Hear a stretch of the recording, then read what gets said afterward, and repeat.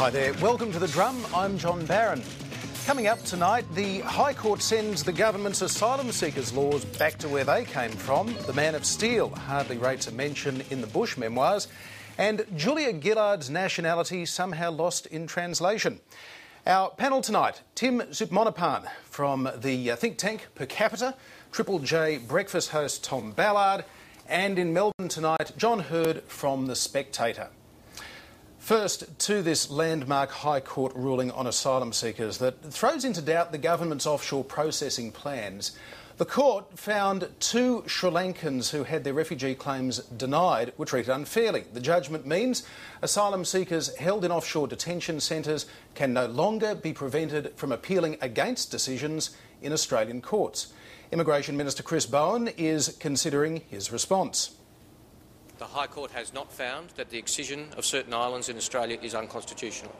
The High Court has not in any way cast judgment on the mandatory detention regime in Australia. The High Court have found that refugee assessments and independence merits reviews are subject to judicial appeal, judicial review in certain circumstances.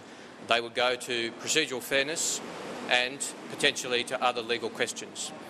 I've of course been briefed on this finding this morning. I'll be receiving further briefings from the Solicitor General and the Department of Immigration over the course of today.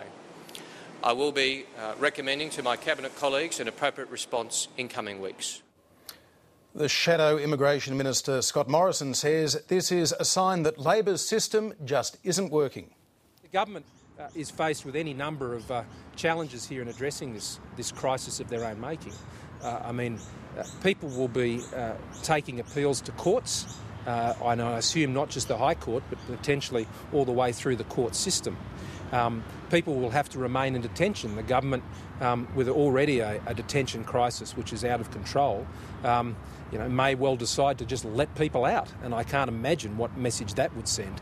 And we should return to that issue. I mean, the decision today sends a massive signal out there to those who would seek to pay people smugglers and people smugglers who would seek their payment, that Australia's system has fallen apart and you can come on down. Scott Morrison there. Tim, what's your view? Is this going to be a case of come on down, they're going to open the floodgates? Well, that's certainly the line that the likes of Scott Morrison will be running, but I think it's important to retain some measure of proportion in this debate. What we saw today was a good day for the rule of law. We haven't had a system in which the rule of law has been applied with consistency. Now you have a situation in which judicial appeal will exist to all those who apply for asylum.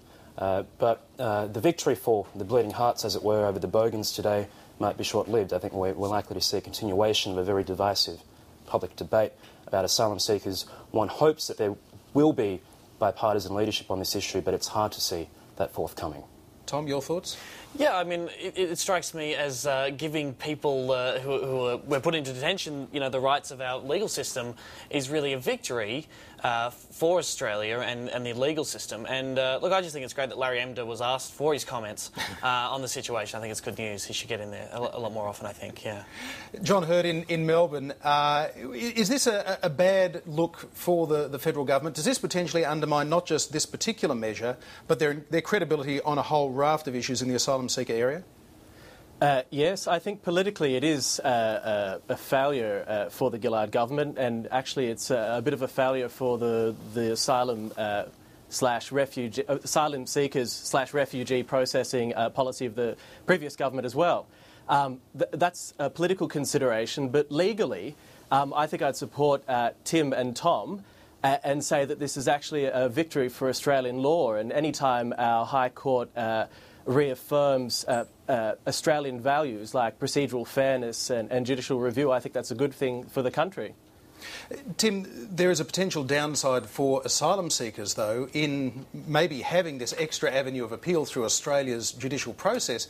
They could ironically end up spending more time behind razor wire in detention centres. Well, how this decision affects the practice of asylum seeker processing remains to be seen, and you are right, there is that prospect as well. But what it does open up is the possibility for asylum seekers who feel they haven't been treated fairly or haven't had their claims assessed reasonably to appeal to the courts for review. But again, I'd emphasise that point about proportion I made earlier. Australia, I think last year, received 6,000 claims for asylum. To put it into global perspective, Europe received 300,000 claims. America received 50,000. Canada, a country that we're often compared to as a middle power and a good international citizen, had 30,000 claims.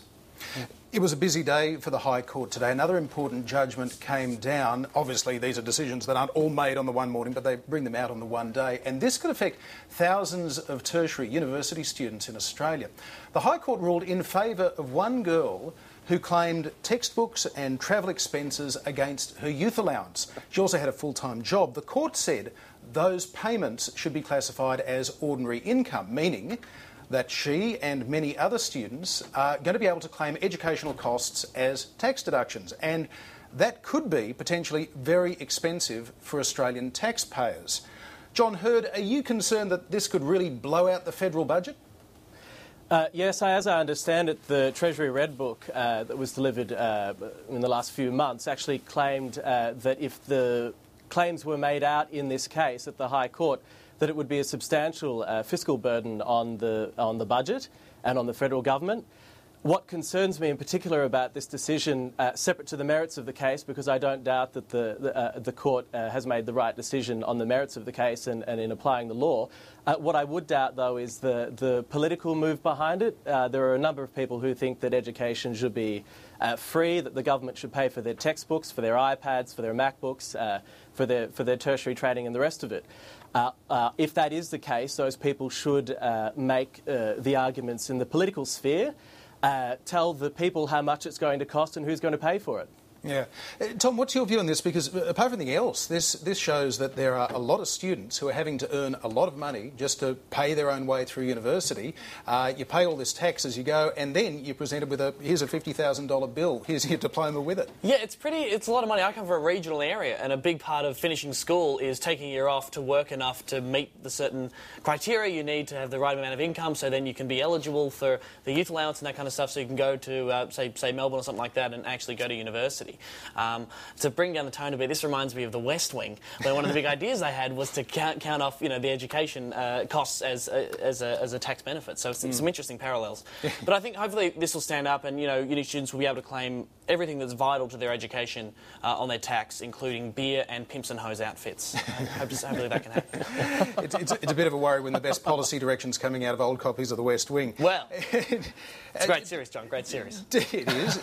Tim, your views on this? You're a learned sort of a fellow. What does this say about students now? And is it a big win for them that they're going to be able to make a few deductions, or does it sort of kind of cloud the bigger issue that it's very expensive to get an education now? Well, first of all, I wish I was a student again. If this had been the case when I was a student, I might have enjoyed it a lot more. I think it will be unsustainable in practice for this to be endorsed, as it were. I'm sure the government is already drafting up new regulations to get around this, because it just won't be sustainable by any measure, you'd think. There would be a big budget blowout. But in terms of the cost of education for students, that's clearly an issue at the moment, and I'm sure this decision will provoke a lot of debate in the coming days and weeks. Also provoking some debate, speaking of judicial matters, Tony Abbott made some interesting comments last night in Brisbane, jumping into the law and order debate onto the bandwagon again. He's predicted that Australia will have to move to a system of elected judges, rather like they have in the United States, popular elections for judges. The opposition leader said that too many judges are handing down lenient sentences that just don't reflect community anger over serious crimes. Perhaps rather significantly, he made those comments at a community forum in Brisbane. Law experts say it is a terrible idea. John, what's your view on this? Is this the answer to problems with too lenient a sentence? Well, I don't know about that. I'd have to say that I support the traditional arrangements, and I think Australia's been well served by an impartial judiciary. I think there are very good philosophical and jurisprudential reasons for preferring an impartial judiciary, and I'm actually a little bit surprised that Mr Abbott, as the leader of the Conservative Liberal Party in Australia and the Burkean tradition and the rest of it, would consider something such as popular sentiment otherwise known as mob rule, as an impetus for changing our constitutional or our legal arrangements, I would have to agree. I think it is a terrible idea, and if the argument is that the judges are too far divorced from popular sentiment, then I'd say that simply because there is a popular sentiment doesn't mean that it's right. And I would, again, I'd endorse the traditional arrangements. Tim, what's your view? Because at what point does this sort of popularism that we're seeing on both sides of politics lead to a lynch mob mentality with hanging judges? Well, one would have hoped for more liberalism from the leader of the Liberal Party of Australia. Populism is the name of the game here when it comes to elected judges. I know that there are a lot of people on the centre-right of Australian politics who talk about unelected judges, but I think this takes it a bit too far. What is the downside to electing judges? Because you'd say, well, make them accountable.